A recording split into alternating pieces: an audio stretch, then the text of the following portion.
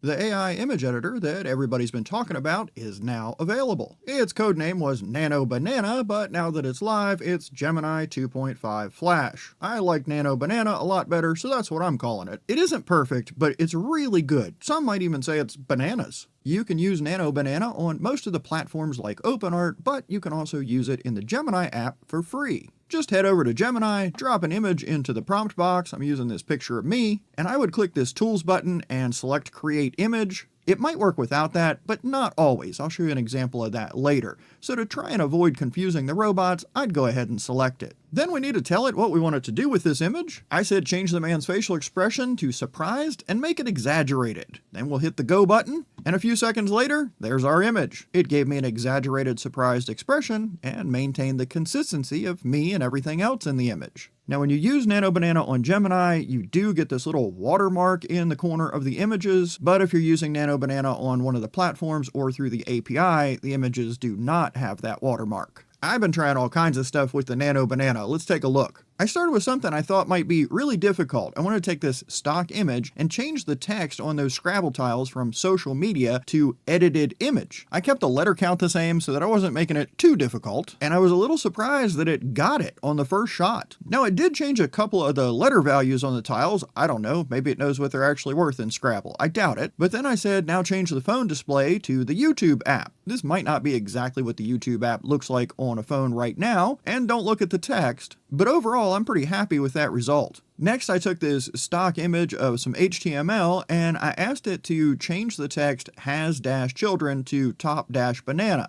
And what we got was top and something that's similar to banana, but not exactly. And it only tried on this one instance of the has-children text, even though that text was also a few lines above. I don't think I can complain about that because I didn't tell it it's in there twice. I didn't tell it each instance of this text. So, it found one and made a change. I tried a few more times in a few different ways to get the text correct in this image, but it just didn't work out. So I moved on. Back to this image of me that we just used a minute ago, I said put this man in a yellow golf cart driving on a sunny day. And there I am in a yellow golf cart on a sunny day. I don't have any complaints in the consistency of the subject, which is me. It didn't turn me into a cartoon, and I think the rest of the scene looks good too. Trying to think of a variety of use cases, I gave it this stock image of this room interior and said stage the room with furniture and decor for real estate marketing photos. And just like that, it filled the vacant room with furniture and decor. The next thing I tried got a little weird. I've got this living room sort of scene with a cat perched up there behind the couch. For the prompt, I said there's a man in his 60s sitting on the couch eating a banana. And Gemini responded, I'm unable to see a man in the image. I can see a cat sitting on the windowsill behind the couch. So I don't think Gemini knew what I wanted it to do. I had written this prompt in a way that usually works on Flux Context or ChatGPT's image editor by just stating what the new image looks like, rather than saying create an image that looks like this or does that, or saying change the image to or change this in the image. And I'm pretty sure I did not click the Tools button and select Create Image. So between not telling it there that I want to create an image and not really telling it in the prompt I want you to create an image, I think it just didn't know I was asking it to edit the image. So I replied back and said I want you to add a man in his 60s sitting on the couch eating a banana. Then it understood and said, of course, here's that image. It added a man that could be in his 60s eating a banana, and a little detail it added that I thought was really cool is in the original image the cat was just sort of staring forward, and now he's got his head turned peering over the shoulder looking down at the banana that this guy's eating. I gave it this stock image of a library and said change the scene to nighttime, the library is closed, it's dark outside, and the lights are turned off. And Gemini made it nighttime, closed the library, and left just enough light so that this wasn't a full black screen, so that we could see something going on in the image and tell that it's our library. I thought this stock image of all these hands would make an interesting test. I told it to put a different wedding band on the ring finger of each hand. It put a band on not the ring finger of one of the hands that didn't have one, and then it put some kind of two-finger ring on another hand, and it left two of the hands with no rings. I tried that again, giving it a little more detail. I said two of the hands in the image have a wedding band on the ring finger, put a wedding band on the ring finger of the hands that don't already have one, make each wedding ring different. And that time it just moved one of the rings on one of the hands to a different finger and didn't add any rings to any of the other hands. With this stock image, I said colorize this image, and colorize it did.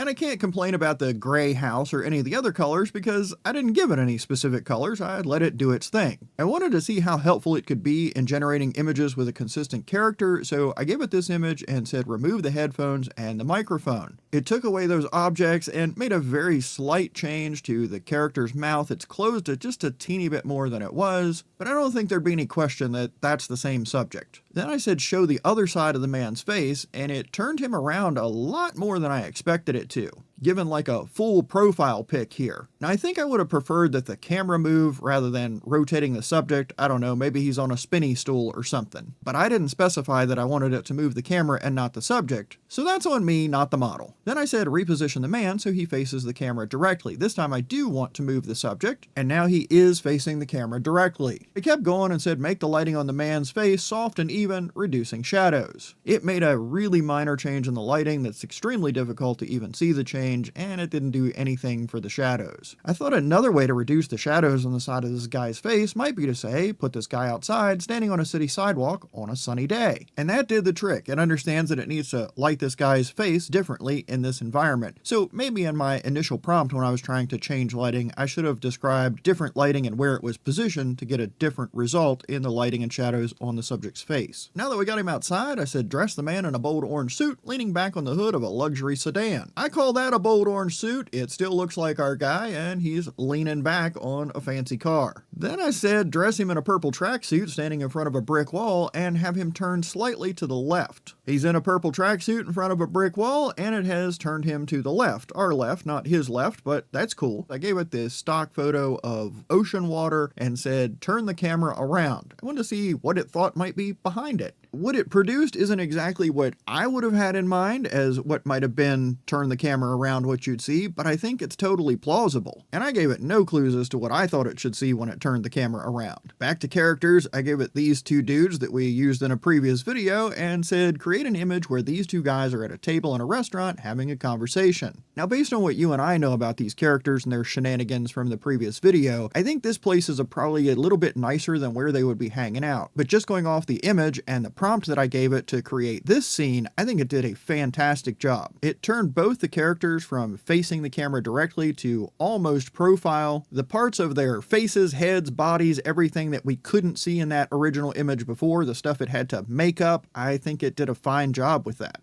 Next up, I want to try combining images, so I gave it one of this dude and this alley and said create an image with the man standing in the alley. So it put the man in the alley, but it looks like it really just removed the background and slapped him in there. It didn't change his pose at all, which is fine. I didn't give it any specific instructions there, but this lighting is not right, and this guy is disproportionately large compared to the fence and the dumpster and everything around him. But before I picked up on that, I dropped in an image of two other guys and said add these two men to the image of the man standing in the alley. And this did not turn out good at all. Aside from the fact that they're all just kind of standing there all facing the camera. Again, I didn't tell it what to do with them, just put them in there, so okay. But these guys look like they've been shrunk compared to the original guy, and actually I think it's just the original guy is way too tall, and again, the lighting is not working. I tried that concept again by giving it all three images from the start. I said combine the images into a photograph where the man from the one image is meeting with the two men from the other image meeting in an alley in the third image. Wow, I worded that really badly. Anyway, it gave me kudos for an interesting concept and said here's a photograph, and then described basically what I put in the prompt saying I'm giving you what you asked for. The only problem is the image it produced, the guy in the center might be the same, but the other two dudes don't look like the ones in the image I provided, and that doesn't look like the same alley at all. Again, looking at how badly my prompt was worded, maybe a little tweaking and adjustment there might have gotten me a better result. So I moved on, gave it this image of a fake logo, and this woman sitting here and said put the logo on the left chest of the woman's shirt, and there we've got that logo on the left chest of the woman's shirt. I gave it this image of a stressed out dude at his desk and said make this a top-down photograph, and I'm really impressed with what it did. Now it didn't go completely centered over the man's head or over the desk, it's a little bit of an angle and it might be down a little bit from,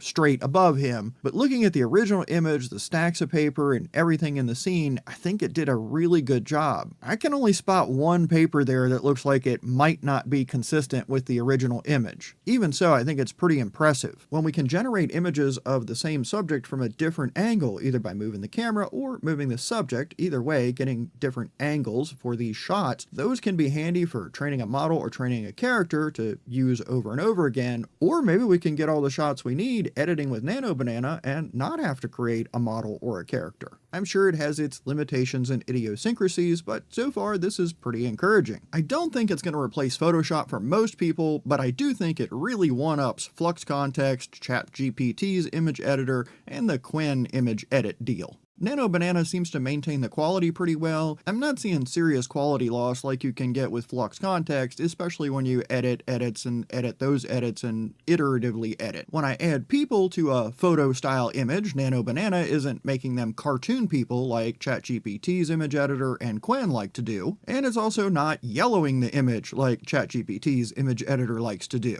And all that makes the Nano Banana a big step forward and a handy tool to have in the toolbox. Hey, my name is Bob. Thanks for hanging out with me. I hope you found this video helpful, or at least entertaining, and I hope you'll come back and join me for another video.